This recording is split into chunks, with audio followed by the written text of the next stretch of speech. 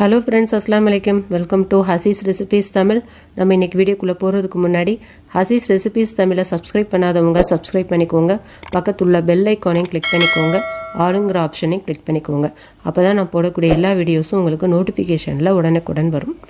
வாங்க வீடியோக்குள்ள போலாம். நம்ம இன்னைக்கு பார்க்க போறது ஒரு street food. Atho egg masala தான். வாங்க எப்படி பண்ணலாம்ங்கறத பார்க்கலாம்.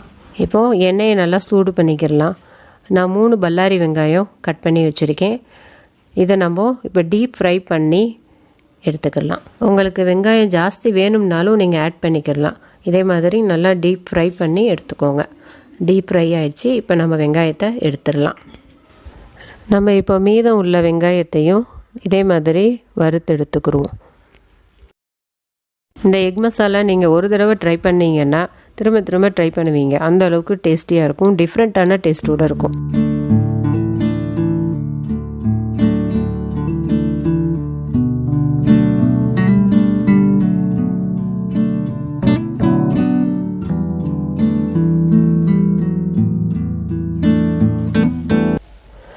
இப்போ வெங்காயம் நல்லா டீப் ஃப்ரை ஆயிடுச்சு. நம்ம இப்போ இதை எடுத்துடலாம்.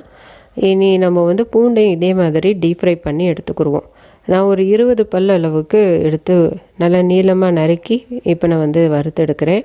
அதே மாதிரி நீங்களும் நீளமாக கட் பண்ணிவிட்டு வறுத்தெடுங்க. அப்போ தான் நல்லாயிருக்கும் மசாலாவுக்கு. நம்ம பூண்டு வெங்காயம் எல்லாத்தையும் நல்லா இதே மாதிரி டீப் ஃப்ரை பண்ணி நம்ம எடுத்து பண்ணும்போது தான் இந்த மசாலாவுடைய டேஸ்ட்டு ஃப்ளேவர் ரொம்ப நல்லாயிருக்கும். அதனால் நீங்கள் கொஞ்சம் பொறுமையாக இதே மாதிரி டீப் ஃப்ரை பண்ணி எடுத்துக்கோங்க. இப்போ பூண்டு ஆல்மோஸ்ட் டீப் ஃப்ரை ஆயிடுச்சு. இப்போ நம்ம இந்த ஸ்டேஜில் பூண்டை எடுத்துடலாம்.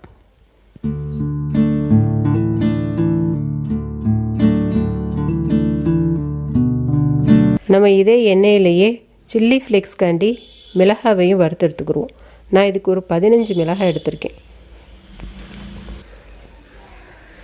மிளகாய் நல்லா வறுபட்டுருச்சு.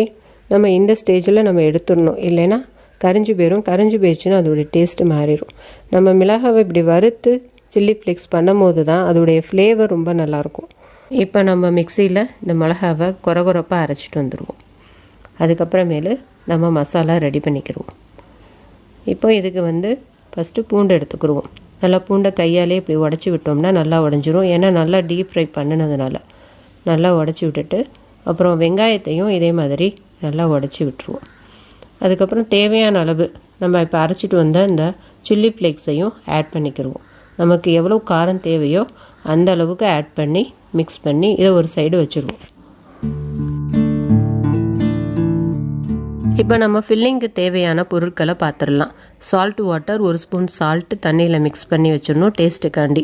அப்புறம் onion garlic chilli flakes mix, lemon juice, அப்புறம் நம்ம இதெல்லாம் ஃப்ரை பண்ண அந்த ஆயில், நெக்ஸ்ட்டு கோரியாண்டர் லீவ்ஸு, அப்புறம் புளி தண்ணி. ஒரு எலுமிச்சை சைஸ் அளவுக்கு புளி எடுத்து அதை ஜூஸ் எடுத்து ஃபில்ட்ரு பண்ணி வச்சுக்கணும். இப்போ எப்படி ஃபில்லிங் வைக்கலாங்கிறத பார்க்கலாம். ஃபஸ்ட்டு முட்டையை நல்லா டீப்பாக கீறிக்கோங்க. கொஞ்சம் டீப்பாக கீறும் போது தான் ஃபில்லிங் உள்ளே நிறையா வைக்க முடியும். லைட்டாக ஓப்பன் பண்ணிவிட்டு இப்போ நம்ம சால்ட் வாட்டர் ஆட் பண்ணிக்கிடலாம். சால்ட் வாட்டர் உள்ளே வரைக்கும் படுற மாதிரி கொஞ்சம் நல்லா ஊற்றிக்கிடுவோம். அப்போ தான் அந்த உப்புடைய டேஸ்ட்டு முட்டையில் நல்லா இறங்கியிருக்கும். நெக்ஸ்ட்டு நம்ம டேமரின் ஜூஸ் ஆட் பண்ணிக்கிடலாம். அது ஒரு 1/2 ஸ்பூன். இப்போ நம்ம உள்ளே ஃபில்லிங் வைக்கலாம். நமக்கு உள்ளே எவ்வளோ ஸ்டஃப் பண்ண முடியுமோ அவ்வளோ ஸ்டஃப் பண்ணிக்கிடலாம். காரம் ஜாஸ்தியாக வேணும்னா இப்போ இதுக்கு மேலே சில்லி ஃப்ளேக்ஸு தூவிக்கோங்க. லெமன் ஜூஸு ஒரு 3 ட்ராப்ஸ் மட்டும் ஊற்றிக்கிடலாம். அதிகமாக வேணுங்கிறவங்க கொஞ்சம் ஜாஸ்தியாக ஊற்றிக்கோங்க. ஃபைனலாக ஆயில் ஊற்றிக்கிடுவோம். அவ்வளோதான். கோரியாண்டர் லிப்ஸ் வச்சுட்டு இப்போ நம்ம சர்வ் பண்ணலாம். இதை பிகினர்ஸ் கூட ரொம்ப ஈஸியாக செஞ்சிடலாம். கண்டிப்பாக வீட்டில் ஒரு தடவை ட்ரை பண்ணி பாருங்கள். பார்த்துட்டு எப்படி வந்ததுங்கிறத எனக்கு கமெண்ட்டில் ஷேர் பண்ணுங்கள்.